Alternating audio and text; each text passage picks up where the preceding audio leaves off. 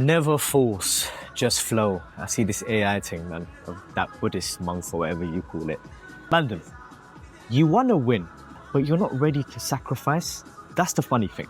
I have a script, but guess what? I thought, fuck the script. You need to be ready to say fuck off, fuck you, to a whole bunch of shit. Do you want to win? Ask yourself. Really look at the things around you, the people you have around you. What are you ready to sacrifice, bro? What are you ready to say fuck off? Right? And I'm being vulgar on purpose because you're a little wimp. I'm hoping it's warming the little fire you have in your belly, bro, to say, I'm done with this thing. I'm done with that thing, because you've got so much on your plate now. How are you going to add more? You need to subtract. You need to let go of things, people, habit, thought patterns. I think to myself, when Naruto left the village. Now, if you don't watch anime and you've never watched Naruto, it's a story of a troubled kid. And there's a training arc of his life where he's actually expected of a lot. And they realize he's a kid with lots of potential. So they assign him to a mentor. His name's Jiraiya. And they call him the pervy sage. Okay, because the guy's got weird tendencies, so he's pervy, but he's a sage, and we come to it later. Now, Naruto left the village as really ADHD and hyperactive, right?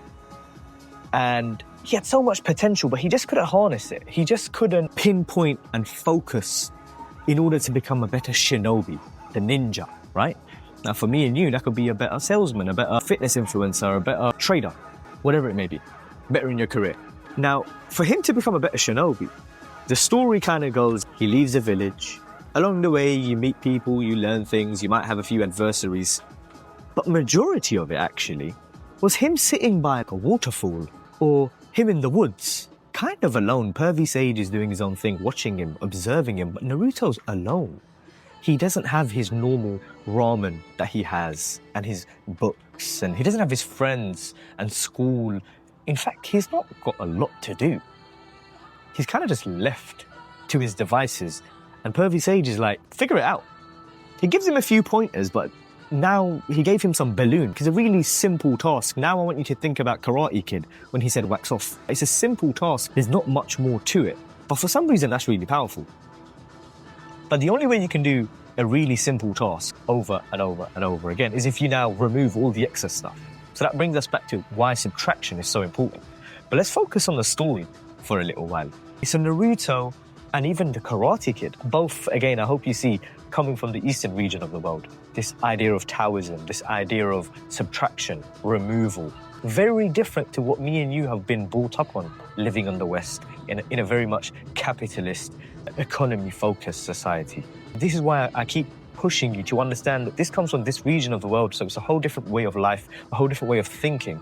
But then if you can skew your perception of reality to align with this, you'll see that you can make astronomical gains, just like Naruto and just like Karate Kid. So you removed everything and you're in the jungles, you're in the woods, and you're just training. You're just focusing on this one thing. And then you become a master at this one thing. And that's how you become a winner, through mastery. See, I always talk about how motion builds momentum, but the last part of the equation is using that momentum over and over and over again in order to gain mastery. The only way you're going to be a winner in anything is if you're a master in that lane, if you have enough value to give and bring to that part of what you do, right? That's how you win. You need to be a master, and to be a master, you must do one thing over and over and over again. And for you to be able to have the space and do that, you need to subtract and remove all the things that you have in your life right now. Do you understand? Now, that could be as little as I remove the time it takes me to get to bed and I doom scroll at night. Or it could be as wild as I'm throwing away my bed. I wonder who'd do that, right? Regardless, for you to achieve mastery and for you to be a winner, I believe you need to subscribe to this Eastern philosophy of subtraction. And that's how we're framing this video today. What are you ready to sacrifice? What are you ready to throw away in order for you to win? You want to win? Then be ready to say goodbye to a few things. I got this message from Hamza, and shout out Hamza. Brain points. Every morning you wake up with a certain amount of brain points. Your brain has reset itself and you wake up with a fresh batch of energy, right? Now, if you spend the first hour of your day doom scrolling, doing pointless things, wasting time, bed rotting. Think about how many brain points you're actually taking away. Now, you can even go one level more granular and think about if you spent 10, 15 minutes deciding an outfit, or if you spent 20 minutes deciding what breakfast should I have. All of these micro decisions, all of these mini friction point take away from you as an individual. You've just reset yourself and had a full, fresh night's sleep. But before you've even got to any work, it's used up so much capacity of your brain. These brain points that Hamza talks about. Now, if you simplify, right? If you subtract and remove everything but one thing, and he's like, that's my breakfast, then actually you preserve your brain points. If you only have one or two outfits, then you remove this decision fatigue that you have. Oh, what should I wear today? Because it's this or that. Right? You simplify your life. You simplify to amplify. This is something I've talked about on previous Money Monday streams. But I genuinely believe the person who isn't interested in novelty, something new all the time wins. If you're comfortable being a boring winner, oh, so easy. If you want to be the guy who's always got something brand new, then my friend, odds of winning every game aren't too high. I can tell you how to be a winner. But being a winner usually is pretty boring because it requires persistence and discipline and consistent repeated actions. That's boring. That's not doing anything new. Don't think this shit's exciting. It's just a whole bunch of inputs times 100 by 365 days type of stuff. So that's the idea of brain points. Now, preserve your brain points as much as possible is what I'm going to say to you. So when we talk about the Eastern philosophy, subtraction, simplify to amplify, start small and see how much benefit you get from it.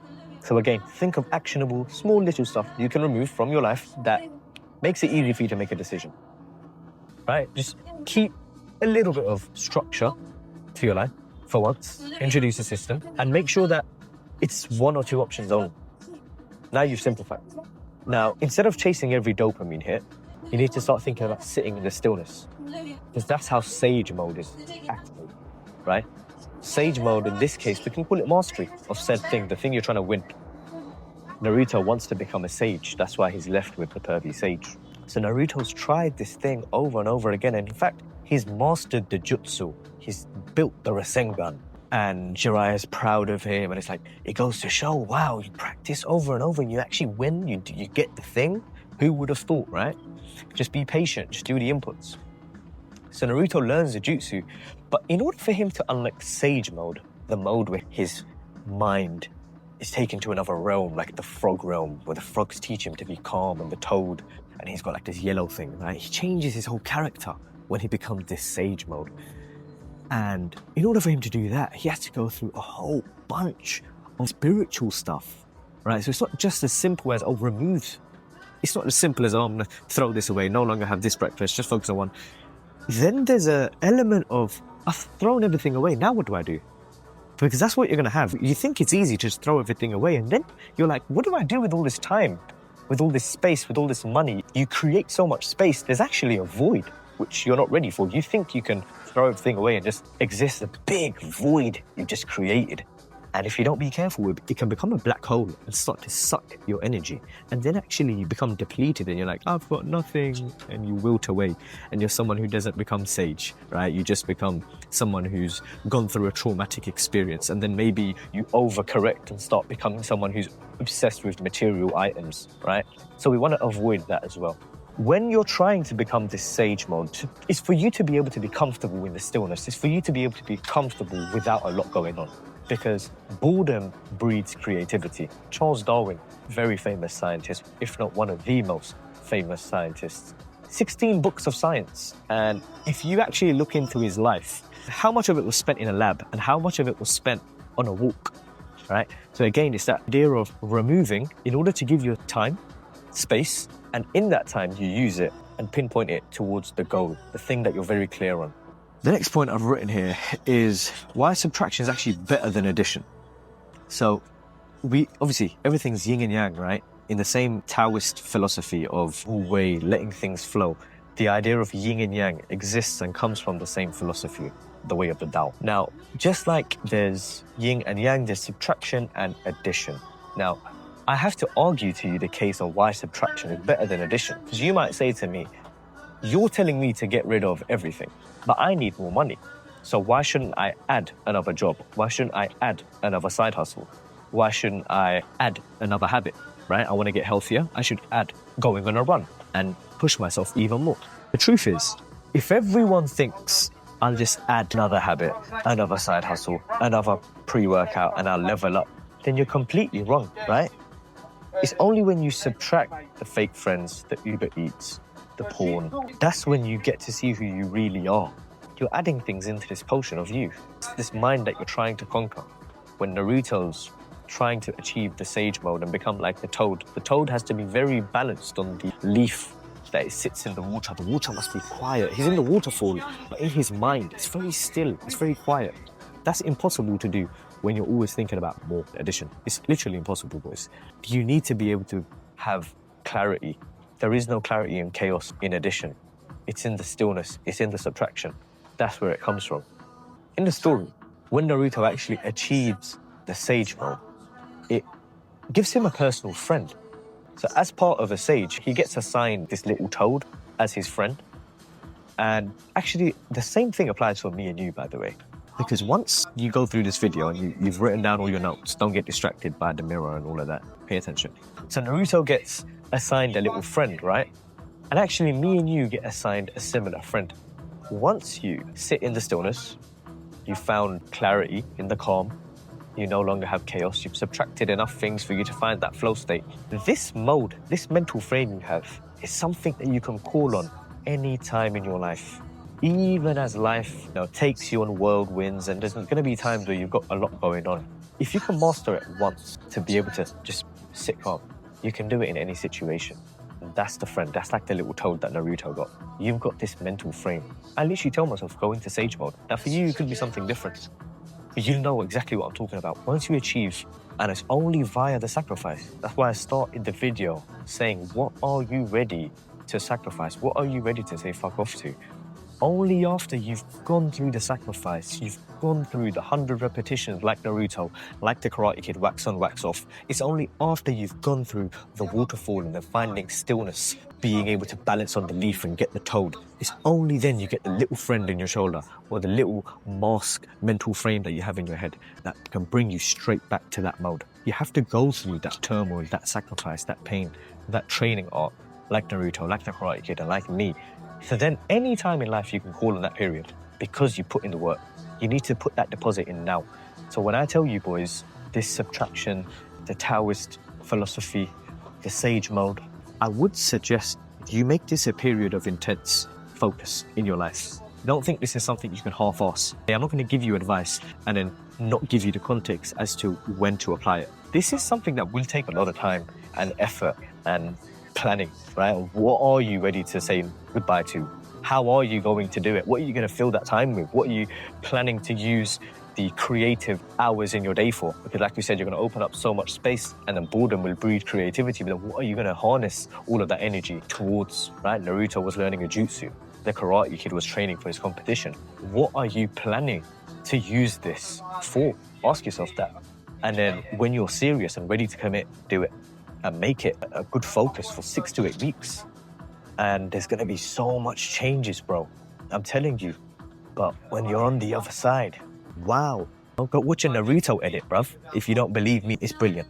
So boys, if you need help with anything, right? From mindset to systems, even fitness, I got my boy Cavani to help you guys, right? Anything you need, shout me.